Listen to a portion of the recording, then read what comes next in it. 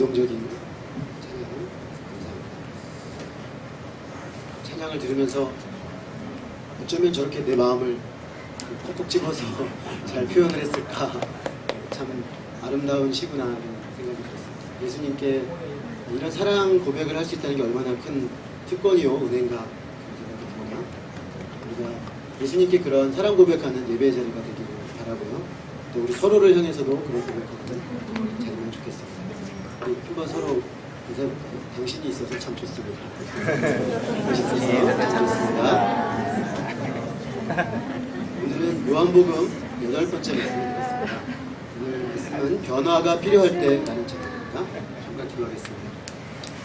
좋으신 주님, 당신이 있으므로 오늘 우리가 있고, 또 당신이 우리에게 베푸신 그 놀라우신 그 은혜와 사랑을 생각할 때 우리 마음에서부터 정말 감사와 찬양을 올려드릴 수밖에 없음을 고백합니다.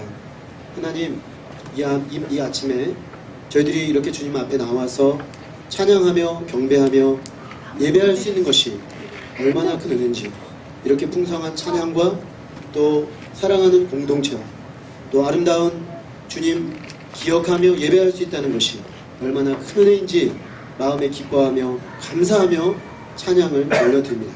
하나님이 베푸신 이 부요함을 저희가 기억하며 또 주님 앞에 당신이 부르신 그 부르심의 자리에서 합당하게 세워져가는 우리들이기를 간절히 소망합니다.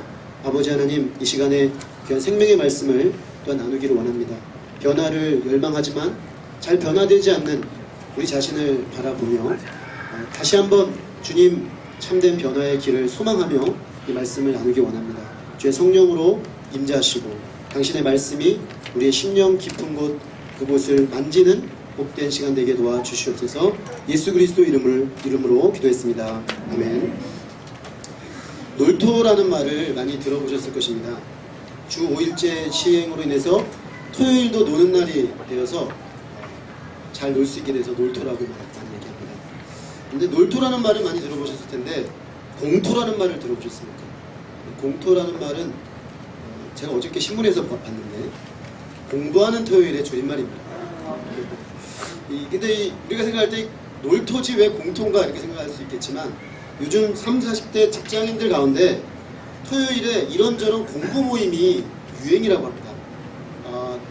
대학교 이후로 듣기 어려웠던 석학들의 강의를 들을 수 있다 그러면 그렇게 많은 사람들이 몰린답니다.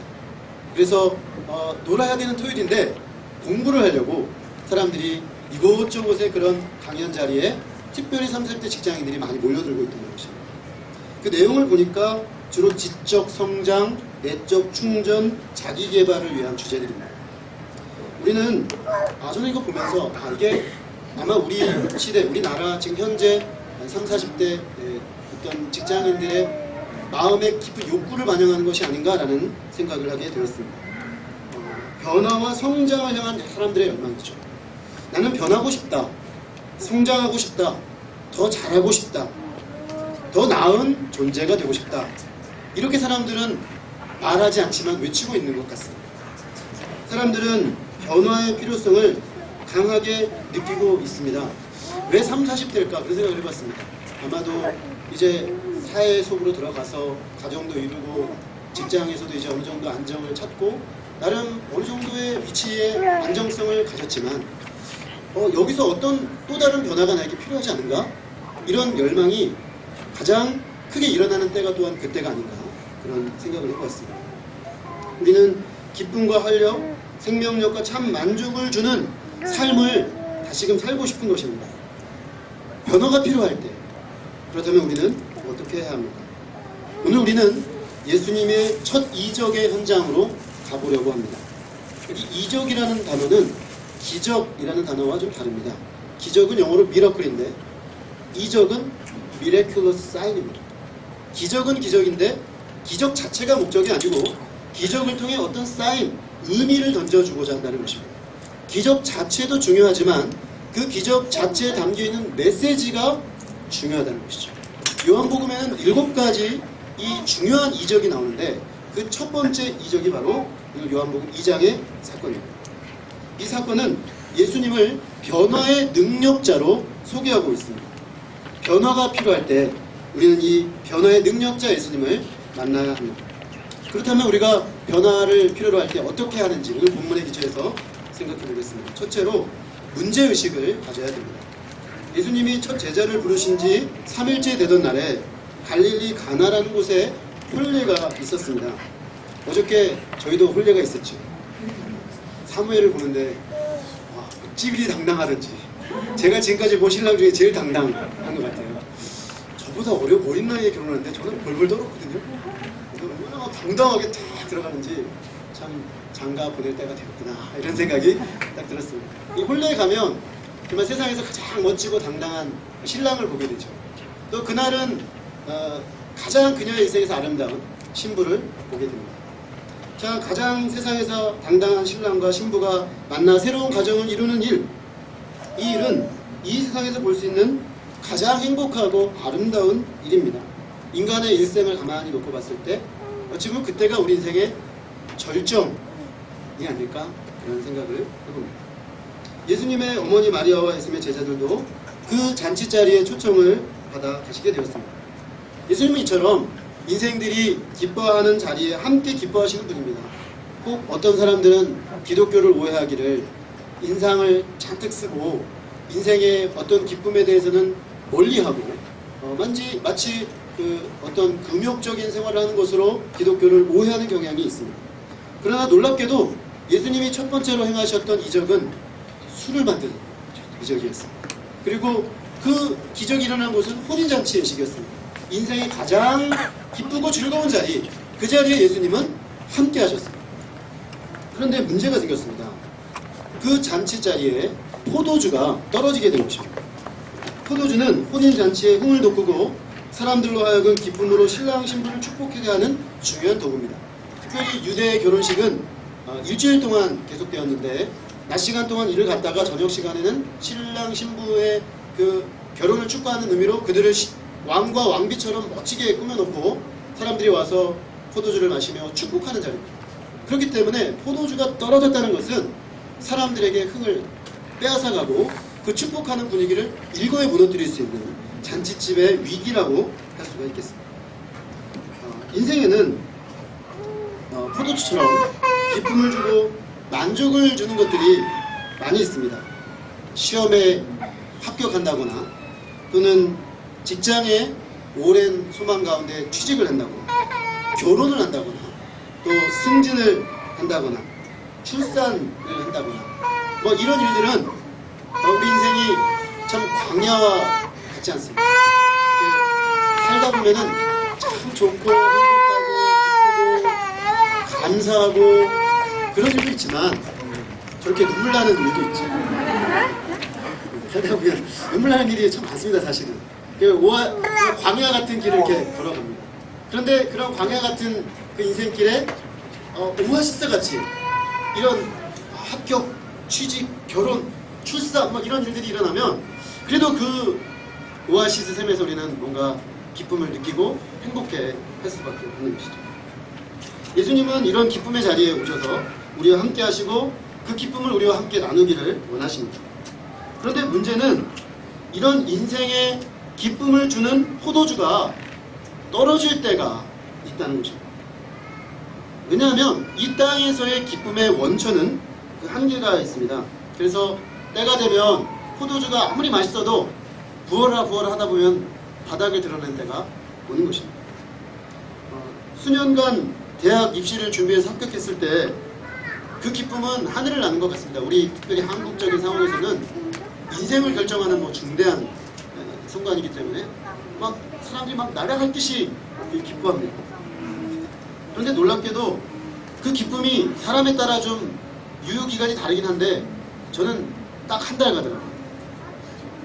합격 통지서 받고 한 달이 지나니까 그 기쁨이 어디 갔는지 다 사라져 버리고 내가 지난 수년 동안 애써서 이 합격하는 기쁨이라는 게 유효기간이 겨우 한 달밖에 안 가나?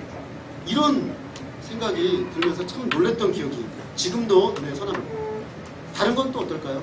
아기가 태어나면 얼마나 기쁩니까? 보통 울죠. 엄마들도 울고 아빠들도 웁니다. 최근에 그 어떤 광고에 보니까 이렇게 사진을 쫙 찍는 장면이 나오다가 잠시 후에 클로즈업이 그 사진을 찍는 사람에게로 옮겨갑니다. 아빠인 것 같아요. 아빠가 그 아기가 태어나는 장면을 찍다가 눈물을 쫙. 얼마나 감동적인 장면입니다. 근데요, 좀 지나면 그 기쁨이 좀 사라져요. 특히 애들이 잘 때만 예쁩니다. 잘 때만 예쁘고 대부분의 시간은 고통스러워요. 얘가 24시간 나를 지금 자기에게 주목하도록 하기 때문에 그 기쁨이 분명히 있었는데 분명히 얘가 기쁨인 건 맞는데 한편은 그 기쁨이 돌변해서 내 인생의 짐이 되고 십자가가 되어 있는 것이죠. 인생이 참 이런 식으로 묘합니다. 포도주가 없다라는 것은, 포도주가 떨어졌다는 것은 마치 이런 어떤 인생의 모습을 잘 보여주는 것 같습니다. 근데 문제는 이렇게 포도주가 떨어졌을 때입니다. 그때 우리가 어떻게 대응하는가 하는 것이 참 중요합니다. 우리는 오늘 사건의 결과를 이미 잘 알고 있습니다. 예수님께서 물을 가지고 포도주를 만드셨습니다. 물을 포도주로 바꾸신 놀라운 이적을 행하신 것입니다. 그래서 위기에 처했던 잔치집은 오히려 더 기쁨이 충만해졌습니다. 예수님은 우리 인생들의 마르지 않고 끊이지 않는 기쁨의 원천입니다. 이 세상의 포도주는, 세상 사람들이 만든 포도주는 유효기간이 있는데 예수님이 만드신 포도주는 유효기간이 없습니다. 그 기쁨의 원천이 끊어지지가 않습니다. 그래서 끊임없이 우리 안에서 솟아나는 기쁨의 샘물이 되시는 것이죠. 여기서 우리가 주목해야 할 것은 포도주가 떨어진 위기에서 예수님으로 말미암는 변화가 나타난 출발점입니다. 예수님이 변화를 일으키시긴 했는데 그 변화의 출발점은 마리아의 문제의식에서부터 출발했다는 점을 주목해 볼 필요가 있습니다. 그녀는 잔치집에 손님으로 초대받아 간 것같습니다. 이 잔치집에 포도주 떨어진 문제에 1차적 책임이 없다는 말입니다. 전혀 관심을 두지 않아도 되는 문제였는데 그녀는 잔치집에 포도주가 떨어졌다는 것을 알고 있었습니다. 보통 그 잔치집에 가서 이렇게 음식을 먹는 것만 집중하는 사람은 그거 알기 어렵습니다. 저도 어저께 가서 뷔페 먹는데 보통 집중을 했지. 지금 이게 음식이 떨어지자마자 관심이 되고 없죠, 손님들은. 그런데 마리아는 이상하게 그 잔치집에 포도주가 떨어진 문제에 관심을 갖고 있었어요. 그리고 딱 떨어졌다는 것을 알고 이 문제를 예수님께 들고 나온 것입니다. 그녀는 잔치집에 이 온 손님들을 대접하는 문제를 마치 주인처럼 관심을 가지고 있었고 그 포도주 떨어진 문제의 심각성을 알고 있었고 그 문제를 해결해야겠다고 관심을 갖게 되었습니다. 이것이 바로 문제의식입니다. 이 문제의식이 포도주 떨어진 문제를 예수님께로 가지고 나오게 만들었고 예수님께서 일하실 수 있는 계기를 만들었던 것입니다. 우리 인생의 참된 변화를 경험하려면 우리에게 있어서도 이런 문제의식이 중요합니다. 문제의식이 없으면 사실 변화의 필요성 자체를 느끼지 못합니다. 그런 점에서 문제를 문제로 느끼지 못하는 문제의식의 결여가 변화의 가장 큰 문제입니다. 이게 워드플레이 같지만요.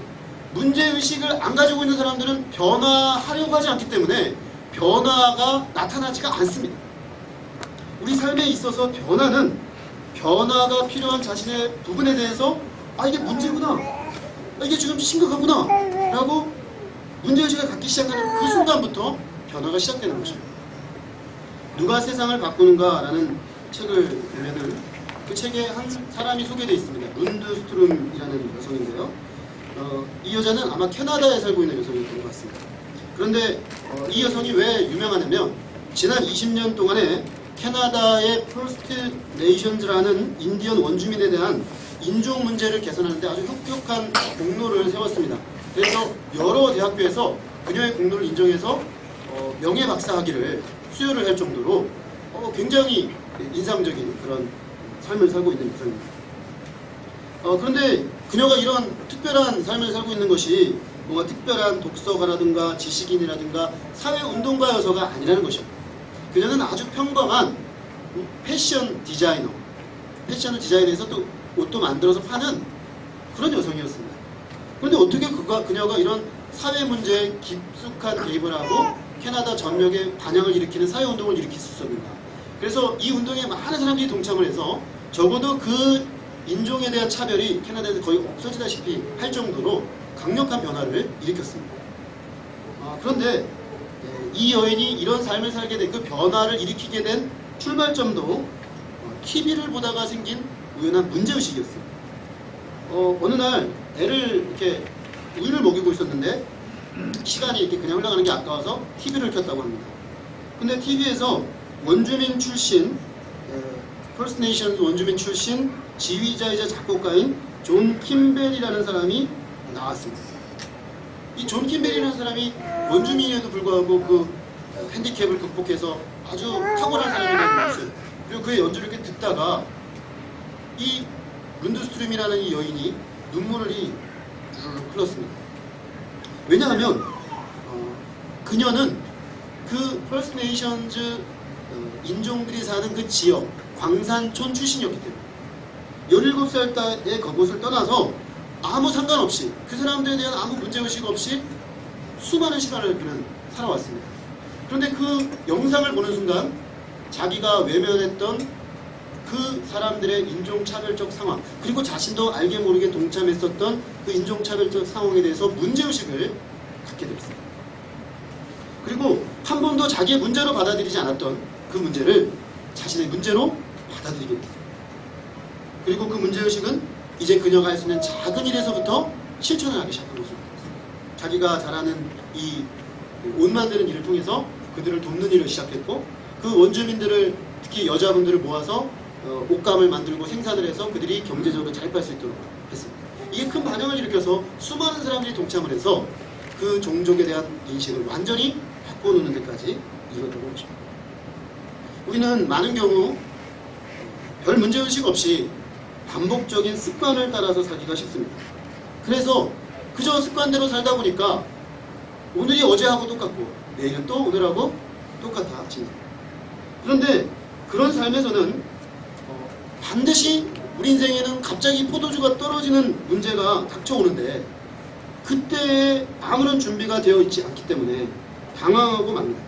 자신과 자신의 가정과 이 시대와 교회 공동체와 사회에 대해서 문제의식을 가져야 되는 이유가 바로 여기에 있습니다. 문제가 발생하기 전에, 포도주가 떨어지기 전에 이 공동체와 나와 우리 가정과 이 사회에 대해서 문제의식을 가지고 바라볼 필요가 있다는 것입니다. 그리고 그것에 대해서 문제의식을 가진 사람만이 자기 자신과 가정과 교회와 세상의 변화를 일으킬 수가 있다는 것입니다. 우리가 문제의식을 갖는다는 것은 생각한다는 것입니다. 생각하기 시작하는 것입니다. 전에는 아무 생각 없이 바라봤던 것을 생각하며 바라보는 것입니다. 특별히 질문을 던지는 것입니다. 아무 질문 없이 지나갔던 것들에 대해서 이거 왜 이렇지? 라는 질문을 던지는 데서부터 우리의 문제의식은 확장되기 시작한다는 것입니다. 황제일이라는 작가가 질문으로 리드하라 라는 책을 썼는데요. 그 책에 저는 자세히는 안 읽었는데 책 제목이 모든 것을 말하고 있었습니다. 질문으로 리드하라. 변화를 일으키려면 질문을 해야 된다는 거죠. 그래서 나는 좋은 남편인가? 이 질문을 던지기 전에 난 좋은 남편이지, 이렇게 생각하고 사는 거죠. 그래서 그냥 좋은 남편인지 안 남편인지 물어보지도 않고, 아내에게, 애들에게 물어보지도 않고 난 좋은 남편인지 이거 살고 사는데, 내가 좋은 남편인가 스스로에게, 또 자녀들에게, 아내에게 물어보면 좀 상황이 달라질 수 있고 그러면 문제의식이 생깁니다. 내가 생각했던 이게 좋은 남편이 아닐 수 있구나. 그러면 그거에 대해서 내가 문제의식을 갖고 변화하고자 하는 노력을 하게 되는 거죠. 나는 좋은 신앙인인가? 그저 나 예전도면 뭐 좋은 신앙인이지 하고 그냥 생각하고 살 수 있습니다. 그런데 정말 진지하게 나는 좋은 신앙인인가? 좋은 신앙인은 어떤 사람이지? 하나님 앞에 어떤 문제의식과 어떤 가치관과 어떤 실천이 있는 신앙이 좋은 신앙입니까? 질문해보기 시작하면 우리 좀 심각해집니다. 내가 정말 좋은 신앙이 맞을까? 어쩌면 나도 아주 습관화된 그 신앙인은 아닐까라는 문제의식 속에서 우리는 작은 의미 있는 변화를 도출해낼 수가 있겠습니다. 나 그냥 이대로 살면 될까? 우리의 교회가 계속 이대로 있어야 될까? 오늘이 내 삶의 마지막이라도 나는 이렇게 살 것인가? 이런 심각한 질문을 한번 던져보는 거죠. 문제의식을 가지는 순간 이미 우리 안에서 변화는 시작되고 있는 것입니다. 우리 인생에 포도주가 떨어질 때가 반드시 옵니다. 우리는 그때 마리아처럼, 아니 그때가 오기 전에 미리 문제의식을 가지고 그 문제를 문제로 인식하고 정면으로 다뤄나가 참된 변화의 길에 이룰 수 있기를 간절히 기도합니다. 둘째는 이 문제를 예수님과 연결시켜야 됩니다. 포도주가 떨어진 것에 대해 문제의식을 가진 마리아는 이 문제를 예수님께 들고 나갔습니다. 저들에게 포도주가 없다. 예수님과 포도주 떨어진 것이 무슨 상관이겠습니까? 마리아는 예수님이 성령으로 잉태되신 것을 알고 있었습니다. 아마 세상 모든 사람들이 그 사실을 안 믿어도 마리아 자신은 믿을 수밖에 없죠. 왜냐하면 자기에게 일어난 기적이기 때문에. 그래서 늘 마리아는 자기에게 잉태되어 그러나 일반적 과정을 통해 성장한 이 예수님이라는 존재가 자기 아들이지만 그에게 어떤 특별한 능력과 특별한 하나님의 계획이 있다는 것을 그는 믿고 있었던 것 같습니다. 하나님의 아들을 위해서 때가 되면 일할 것을 알고 있었던 것이죠. 이제 그렇다 치더라도 예수님께서 그 특별한 능력을 왜 하필 혼인잔치치 포도주 떨어진 문제에 사용해야 될 이유가 어디 있겠습니까? 마리아는 근데 관계가 있다고 생각했어요. 관계가 있어야 한다고 생각했어요. 그래서 포도주 떨어진 문제를 예수님께 들고 나가서 저들에게 포도주가 없다라고 그 문제를 노출시키셨어요. 사실 이 마리아의 행위는 기도한다는 게 뭔지를 아주 잘 보여주는 그런 모습입니다. 문제의식을 가진다고 해서 변화가 당장 일어나는 것은 아닙니다. 아마 문제의식을 좀 많이 가진 분들이 느끼는 공통적인 고백일 텐데요. 문제의식을 많이 가지면요 오히려 절망하게 됩니다. 잘 변화되지 않는 우리 가족에 대해 문제의식을 가지면 이게 잘 안 되니까 절망이 와요. 나 자신에 대해서 내가 왜 이렇게 변하지 않을까? 나 이 부분이 정말 변화됐으면 좋겠는데 라고 생각하면 잘 변화되지 않는 자신을 보면서 절망하고 어떤 한계의식을 느낍니다. 우리 사회의 어떤 모습에 대해서 이건 정말 변화돼야 돼.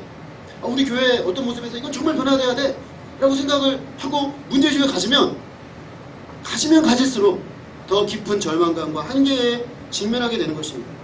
사실은 바로 그런 이유 때문에 우리는 더 이상 묻지 않고 더 이상 문제의식을 가지고 문제 삼지 않게 되는 것일지도 모릅니다. 사람이 나이가 들어간다는 것은 여러 가지 의미가 있겠지만 점점 포기하는 것이 점점 많아진다는 것이 아닌가 싶습니다. 그렇지 않습니까? 안 되는 건 안 되는 거고 되는 건 되는 거고 되는 것 중심으로 하고 안 되는 거는 문제의식 가자마자 서로 피차 피곤한 것이고 그냥 덮고 가는 거지. 이렇게 점점 이게 많아지는 게 나이 드는 것입니다. 육체적인 나이든 정신적인 나이든 점점 포기가 많아지고 변화의 가능성을 기대하지 않는 것, 그것이 우리가 나이 드는 것입니다. 그래서 더 이상 도전하지 않고 더 이상 꿈꾸지 않고 더 이상 변화가 일어날 것을 기대하지 않고 점점 더 안정적이고 점점 더 옛날에 해왔던 거 그대로 하고 점점 더 있는 그대로가 좋다라고 생각이 많아지는 쪽으로 가는 것, 그게 어떻게 보면 나이 드는 것입니다. 하지만 우리는 기도할 때 달라질 수가 있습니다. 아니, 문제의식은 반드시 기도로 이어져야 합니다. 문제의식을 가질수록 더욱 깊어지는 자신의 한계에 대한 자각, 우리가 문제의식을 가진 그 대상의 그 한계에 대한 자각은 한계가 없으신 분 앞으로 우리를 인도하는 것입니다. 한계가 있기 때문에 한계가 없으신 그분께로 나아가야 하는 것입니다. 이 세상의 문제를 어떤 사람이 세 가지로 분류하고 있습니다. 단순한 문제, 복합적인 문제, 복잡한 문제. 단순한 문제의 대표적인 예는 케이크 굽기입니다. 케이크 굽기는 보통 사람들이 하기는 쉽진 않지만 그 매뉴얼을 잘 따라서 그대로 따라가서 비법을 제대로 익히기만 하면 어느 정도 해결이 가능하죠. 그래서 이런 건 단순한 문제입니다. 우리 삶에 보면 이런 문제들이 많습니다.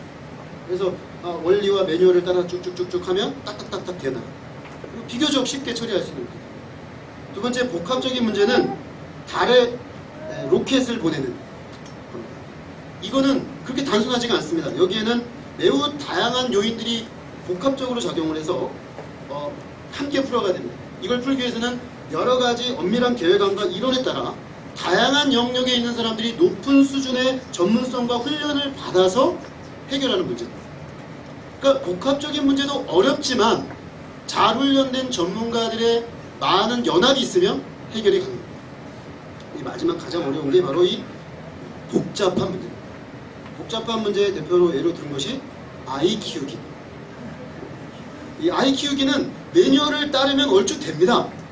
근데 매뉴얼대로 하면 될 것 같은데 어느 순간 이 매뉴얼을 벗어나는 어떤 상황이 벌어집니다. 그리고 오히려 역효과가 나기도 합니다. 고도의 전문성과 경험을 가지신 그 유아교육 전문가들이 종종 자녀 교육에 실패합니다. 왜냐하면 이론대로 애들이 안 돼요. 왜냐하면 이론이 아무리 좋게 만들어져도 애들은 다 각자 개별적이에요. 그러니까 이거는 단순하지도 않고 복합적이도 않고 복잡합니다. 근데 사실은 우리 인생의 난제는 대부분 이런 문제입니다. 이 복잡한 문제들, 우리가 아무리 노력을 하고 애를 써도 잘 해결하기 어렵다는 거죠. 문제는 복잡한데 우리의 공경은 뭐냐면 우리는 한계적이고 연약하고 제한적인 존재라는 것입니다. 완전하지 못한 존재입니다. 능력과 지혜와 사랑의 한계를 가지고 이런 복잡한 문제를 처리하려고 할 때 우리는 상당한 당혹감을 느끼게 됩니다.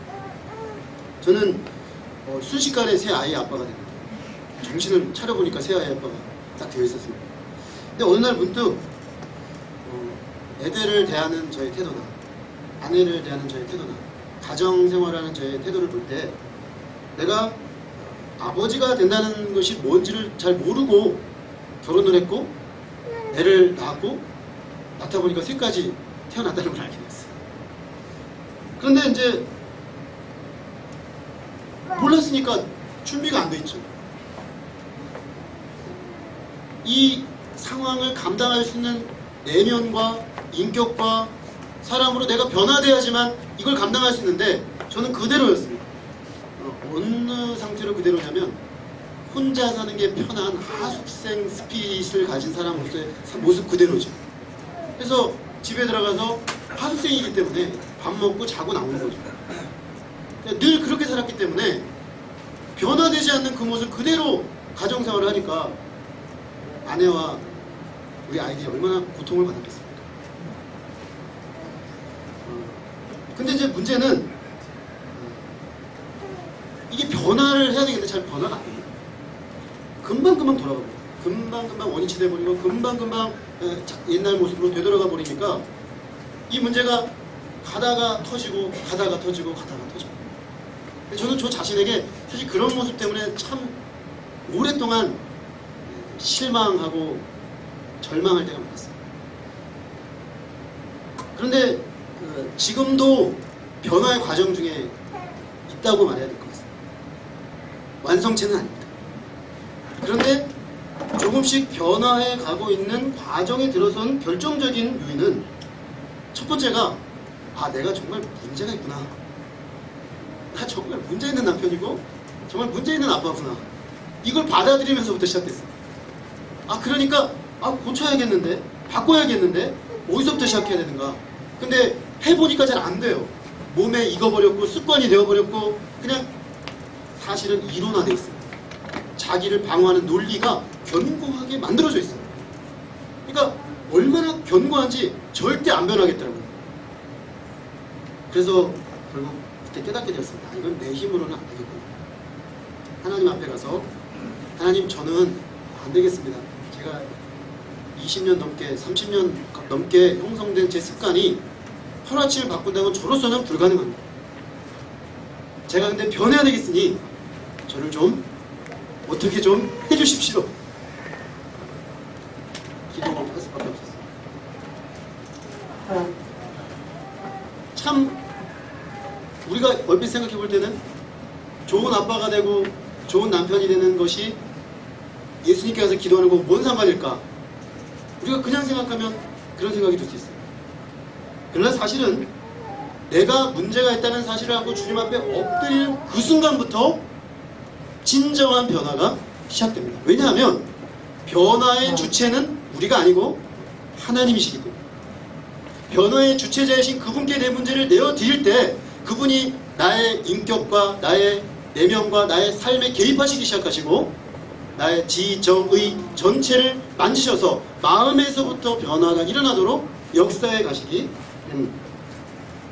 그런 점에서 문제 앞에서 기도하는 것은 가장 생뚱맞고 어리석은 행동처럼 보이지만, 때로는 기도하는 것은 문제로부터 도망가는 것처럼 보일 수 있지만, 사실은 가장 적극적으로 문제에 직면하고 변화의 길로 들어서는 것입니다.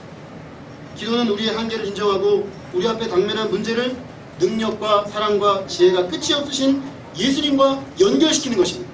그래서 그분의 능력을 덧입는 것이고 그분의 지혜를 덧입는 것이고 그분의 사랑을 덧입어서 우리가 해결할 수 없는 이 복잡한 문제를, 난맥상을 지혜롭게 풀어내고 능력 있게 감당해내고 사랑으로 극복해 나갈 수가 있는 것입니다.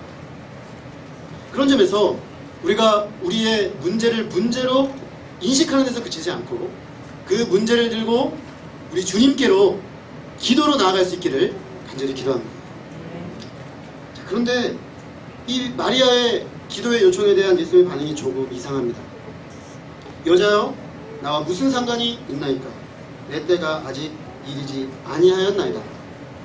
예수님은 어머니인 마리아를 여자여 부르고 있습니다. 우리 번역이 이렇게 번역을 하다 보니까 약간 좀 오해를 불러일으키는 소리가 있는데요. 아까 저희가 읽었더니 조선어 성경만 해도 어머니로 번역을 해놨습니다. 원어 성경 내용을 번역하다 보면 문자적으로는 여자여라고 할 수 있지만, 이 말은 시저가 자신의 연인이었던 클레오파트라를 부를 때 썼던 표현과 동일한 표현입니다. 즉 왕비급에게 부르는 여자에 대한 극존칭 표현이라고 할 수 있습니다. 그러므로 지금 이 마리아를 향한 예수님의 부름은 우리 이 유교적 관념을 봤을 때 이게 어떻게 이렇게 부르나, 이게 아니고 사실 굉장히 존중하는 부름이라고 볼 수 있습니다.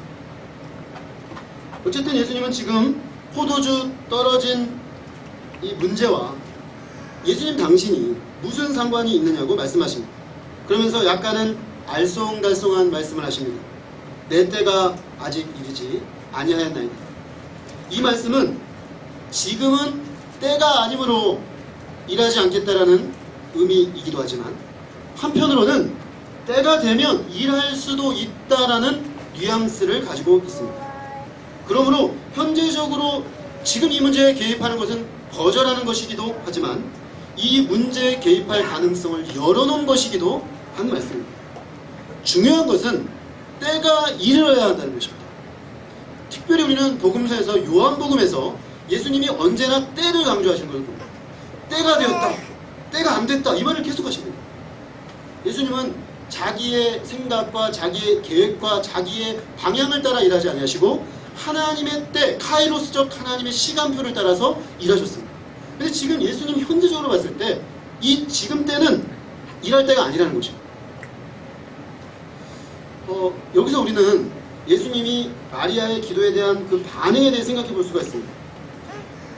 예수님이 우리의 기도에 대해서 하실 수 있는 반응은 yes, no, 이게 아주 분명하게 나올 수 있겠습니다. yes면 바로 응답이 되겠죠. no면 아무리 해도 안 될 것입니다. 그런데 우리는 예수님의 그 응답의 요소 중에 yes와 no 말고 하나가 더 있다는 사실을 놓치기가 쉽습니다. 그것은 바로 기다림입니다. wait. 우리가 비행기 티켓을 구할 때도 보면 분명히 구할 수 있긴 한데 당장 안 구해져서 웨이팅을 걸어놓지 않습니까? 그 비슷한 겁니다. 주님께서 하실 수 있지만 지금은 아직 때가 무르익지 않았기 때문에 기다려라 라고 말씀하시는 거예요. 사실 기도에 왜 이런 웨이팅의 요소가 있는지를 우리가 잘 이해할 필요가 있습니다. 기도는 우리가 원하는 때, 우리가 원하는 방법으로 우리의 필요를 채워달라고 떼쓰는 것이 아닙니다. 기도는 하나님의 때, 하나님의 방법으로, 하나님의 뜻 가운데 우리의 필요를 다루어달라는 겸손한 요청입니다.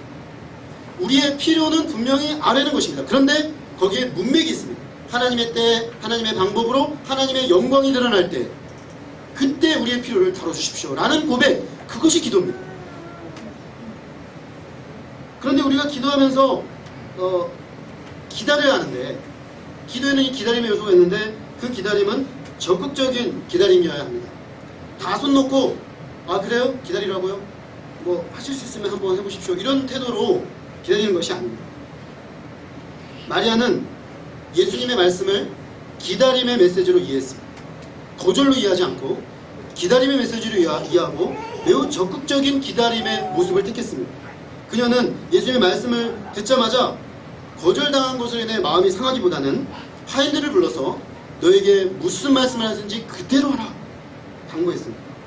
마리아가 이렇게 하인들을 당부하고 준비시켜 놨기 때문에 예수님이 물을 포도주로 변화시키는 기적의 역사가 가능했습니다. 우리가 기도 가운데 우리의 한계를 인정하고 문제를 주님께 들고 나아간다고 해서 바로 우리의 문제가 기적같이 해결되고 바로 놀라운 변화가 일어나면 얼마나 좋겠습니까?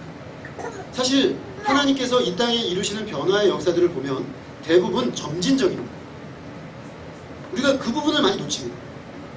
즉각적인 변화를 기대하기 때문에 하나님의 점진적 변화의 역사를 기다리며 기도하는 그 타이밍을 놓쳐버리는 수가 너무나 많다는 것입니다.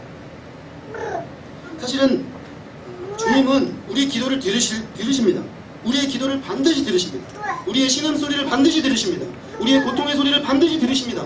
그런데 들으시되 당신의 시간표와 당신의 뜻을 따라서 그렇게 하십니다. 바로 거기에 주님의 일하심의 비밀이 있습니다. 저는 기다림의 요소를 잘 몰랐던 것 같습니다. 그래서 기도하면서 낙심하고 화내고 짜증내는 자신을 많이 봤습니다.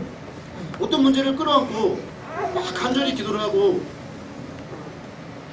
딱 돌아서서 그 문제를 딱 봤는데 안 변한 걸 딱 보면 확 치밀어. 제가 조금 다혈질이어서 그런 것 같습니다. 다 그렇지는 않으시겠죠. 저는 그랬습니다. 이게 기도했으면 하나님이 뭔가 변화의 실마리도 보여주셔야 되는데 오히려 일이 더 꼬이고 이게 안 되는 쪽으로 가는 것 같고, 그럼 마음이 확 조급해지고 화가 확 올라옵니다. 그러면 이제 제 옆에 있는 사람에게 화가 가게 됩니다. 동일한 문제가 특히 다시 나타날 때, 내가 반복해서 기도하고 반복해서 싸웠는데 반복해서 실패할 때 아주 크게 화가. 근데 저는 이런 일들을 계속 반복하면서 한 가지 중요한 사실을 깨닫게 되었습니다. 그것은 내가 왜 이렇게 화를 내는가, 내가 왜 기도를 했는데 응답받지 않았을 때 이렇게 화를 내는가 보니까 내가 모든 것을 통제하고자 하는 욕심과 교만이 밑에 있었다는 것을 알게 되었어요. 그러니까 사실 기도조차도 내가 원하는 대로 문제를 통제하고 해결하는 방법이고 도구였던 거예요. 제가 분명히 인지적으로 알고 있었는데 정말 제가 그렇게 기도하고 있었다는 사실을 깨달았을 때 참 부끄러웠습니다. 기도조차도 내가 주 앞에 나가서 나를 꺾고 주의 뜻 앞에 나를 인내하며 기다리는 도구로 쓰지 않고 하나님을 꺾어서 내가 원하는 방향으로 하시도록 몰아붙이는 기도를 그렇게 내가 사용하고 있었습니다. 나의 욕심과 나의 교만이 기도에도 파고들어왔구나 하는 것을 알게 되었습니다. 주님께서 그 시간들을 통해서 기도는 사실상 그런 마음들을 내려놓는 작업이라는 것을 깨닫게 해주셨습니다. 기도하면서 자꾸만 내려놔지는 거죠. 기도하면서 내려놔지고, 기도하고 또 내려놓고 또 내려놓고, 주님의 뜻 앞에 서고 주님의 때를 기다리고 주님이 일하실 것을 소망하는 우리의 마음을 준비하는 것입니다. 주님께서 주님의 때 주님의 방법으로 주의 뜻 가운데 하시도록 나 자신을 내어드리고 그 가운데 평안히 기다리는 것, 그것이 바로 기도의 비밀입니다. 오늘 변화되고 싶은 우리의 문제를 주님께 들고 나갔는데 우리가 생각한 방식대로 이루어지지 않아서 답답하고 화가 나실 때가 있지 않으십니까? 그때는 진짜 기도를 배울 때입니다. 기다림과 인내를 배울 때입니다. 사도 바울은 로마서 5장 4절 5절에서 환난은 인내를, 인내는 연단을, 연단은 소망을 이루는 줄 아니니라 라고 했습니다. 인내는 연단을 가져온다고 했습니다. 주님이 왜 우리에게 기도로 인내하게 하십니까? 그 시간을 통해서 하나님의 뜻 가운데 합한 사람으로 우리를 빚어가시는 것입니다. 그리고 그 연단은 마침내 우리에게 소망으로, 우리가 참으로 소망하는 그것이 성취되는 자리로 이끌어 가신다는 것입니다. 그러므로 우리는 그 마침내 소망 가운데 인도하실 그 하나님을 바라보면서 성령 안에서 기뻐할 수가 있는 것입니다. 그러므로 하나님 안에서의 변화는 때로 매우 더딘 것 같으나 하나님의 때, 하나님의 방법으로 가장 본질적이고 가장 근본적인 변화로 나타납니다. 왜냐하면 하나님께서 친히 하시기 때문입니다. 결론을 맺겠습니다. 우리 삶에 변화가 필요할 때라고 느끼십니다. 우리가 먼저 주 안에서 새로운 문제의식을 가지고 그 문제를 새롭게 질문하며 들여다볼 수 있기를 바랍니다. 또한 기도로 주님께 들고 나아가서 기다릴 때 주님께서 주님의 때, 주님의 방법으로 놀랍게 우리 안에, 또 우리 공동체 안에 이 세상의 변화의 역사를 이루어 가실 줄로 믿습니다. 아멘. 기도하겠습니다. 하나님 아버지, 지금 저희들은 변화되고 싶습니다. 아니, 또 어떤 때는 변화를 시도했지만 잘 안되고 반복적으로 실패해서 이제 포기해버리고 타협해버리고 받아들이고 안되는 건 안되는 거고 변화시킬 수 없는 건 그저 그냥 그대로 두고 포기하고 살고 있었는지도 모르겠습니다. 하나님, 이런 우리들에게 진정한 변화의 능력자 되신 예수 그리스도를 보내주시고 그 변화가 그저 문제의 표피만을 거느리는 변화가 아니라 물을 포도주로 바꿔놓는 본질적인 변화이기에 주님께서 우리 삶 속에서 진정한 변화의 필요성을 문제의식을 가지고 들여다보도록, 때로는 포도주가 떨어지도록 우리의 삶을 인도하시는 것을 보게 됩니다. 하나님, 우리가 포도주가 떨어질 때 그때 진정한 문제의식을 가지고 이 문제를 어떻게 어디서부터 해결해야 하는지 문제의 근원, 그것을 추적해보게 하시고 또 이 문제의 해결자 되신 예수 그리스도께로 이 문제를 들고 나아가 기도함으로 이 문제와 예수님을 연결하여 하나님의 능력과 은혜와 그 사랑과 그 지혜를 덧입는 놀라운 세계로 나가게 하여 주옵시기를 간절히 기도합니다.